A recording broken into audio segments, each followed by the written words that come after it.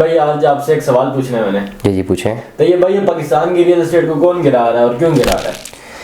Current market scenario की बात कर रहे हैं। जी बिल्कुल, करंट मार्केट सिनेरियो की। यार being a student of economics अगर मैं समझूँ ना, तो मैंने हमेशा यही पढ़ा है कि अगर कैपिटलिस्ट इकोनॉमी में मार्केट गिर रही है और उस पर्टिकुलर सेगमेंट की मार्केट गिर रही है जो कि एक परफॉर्मिंग मार्केट है, तो इसका मतलब सिर्फ ये है कि वो स्टॉक खुद नीचे नहीं जा रहा है, जो ब्रोकर्स हैं वो जान के स्टॉक को नीचे ले जाए जा रहे हैं, उसकी डिमांड कम जनरेट कर रहे हैं और अल्टरनेट डिमांड ज़्यादा लेकर आ रहे हैं ताकि वो स्टॉक नीचे चला जाए। पाकिस्तान का सबसे बड़ा जो ट्रेडिंग नेटवर्क है वो रियल एस्टेट का है। इस रिसेशन पे भी अगर आप गूगल करें या गूगल बार्ड पे जाएँ या ChatGPT के पास जाएँ, उससे पूछें जी पाकिस्तान का इस वक्त 2023 में सबसे परफॉर्मिंग बिजनेस कौन सा है, वो बोलेगा रियल एस्टेट। ठीक हो गया।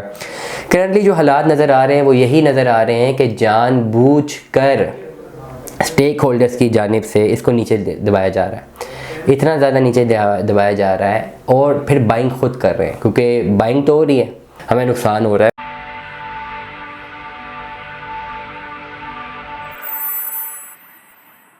अस्सलाम वालेकुम तैयब भाई। वालेकुम सलाम।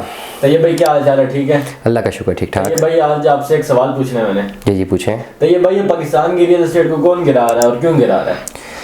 करंट मार्केट सिनेरियो की बात कर रहे हैं। जी बिल्कुल, करंट मार्केट सिनेरियो की। यार being a student of economics अगर मैं समझूँ ना, तो मैंने हमेशा यही पढ़ा है कि अगर कैपिटलिस्ट इकोनॉमी में मार्केट गिर रही है और उस पर्टिकुलर सेगमेंट की मार्केट गिर रही है जो कि एक परफॉर्मिंग मार्केट है।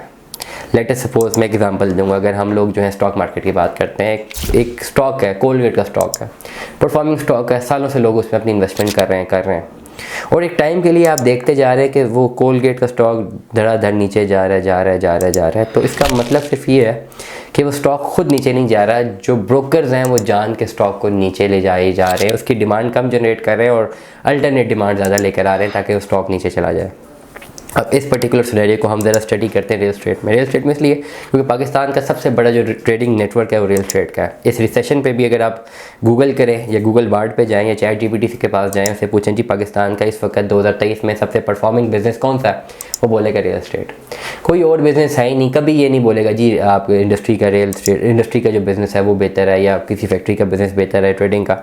रियल एस्टेट का बिज़नेस मतलब ये पाकिस्तान की जो 22 से 23 करोड़ 24 करोड़ की जनता है, जो आवाम है, इसमें से 8-10 करोड़ अगर बिज़नेस करते हैं, ट्रेड करते हैं, भले वो कोई और काम भी करते हैं लेकिन वो रियल एस्टेट में किसी न किसी तरह अपना पैसा रोटेट करते हैं, अदर फाइल में करें, अदर पोजेशनेबल प्रॉपर्टी में करें। हर एक की ख्वाहिश है कि उसको कोई ज़मीन मिल जाए। ठीक हो गया।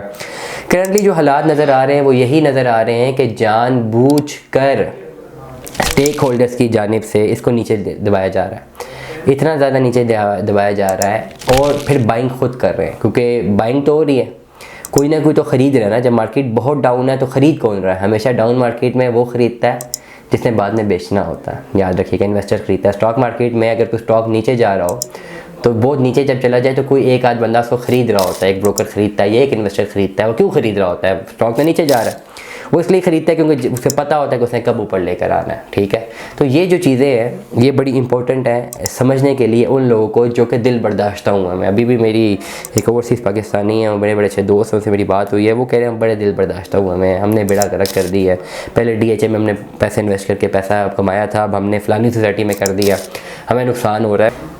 मैंने कहा कोई नुकसान नहीं हो रहा, don't you worry, doesn't even matter, आप परेशान ही ना हो। इसी तरह मैंने कहा परेशान होने की ज़रूरत ही नहीं है आपको। क्यों ज़रूरत नहीं है? क्योंकि ये इसीलिए जानबूझ के किया जा रहा है और ये एवर लास्टिंग नहीं रहेगा। परेशानी तब हो ना आपको कि जब आपको एक चीज़ फिक्स कर दी जाए और वो आपको भुगतनी पड़े 50 सालों तक। ये आप भी जानते, मैं भी जानता हूँ, ये 50 सालों तक मार्केट डाउन नहीं रहेगी। अगर ऐसा ही हो तो जो मिडिल क्लास लोग हैं उनकी तो चांदी लग जाए, वो ऐसा अपना पैसा जोड़ते रहें, रियल एस्टेट डाउन होती रहे, वो अपनी परचेजिंग कर लें। क्या इस मुल्क की अशराफिया मिडिल क्लास या लोअर मिडिल क्लास लोगों को अलाउ करेगी कि वो अपनी जो है बाइंग करें रियल एस्टेट पे और वो उनके मुकाबले में आ जाएं? कभी भी नहीं करेगी। तो इसलिए कुछ टाइम है, मुश्किल टाइम है, गुजर चुका है, थोड़ा और मुश्किल टाइम रहेगा। लेकिन मुझे ये लगता है कि फरवरी के बाद इंशाल्लाह इलेक्शन के बाद जो भी इलेक्शन का रिजल्ट होता है, लेकिन उसके बाद कुछ एतमाद जो है लोगों का ज़रूर डेवलप होगा रियल एस्टेट में और ये दोबारा विन बैक करने की तरफ जाएंगी। आई विश कि ये मेरी ये जो एक किस्म की प्रेडिक्शन है ये बिल्कुल सच साबित हो, क्योंकि ये होनी भी चाहिए। बहुत शुक्रिया तैयब भाई। थैंक यू, बहुत शुक्रिया।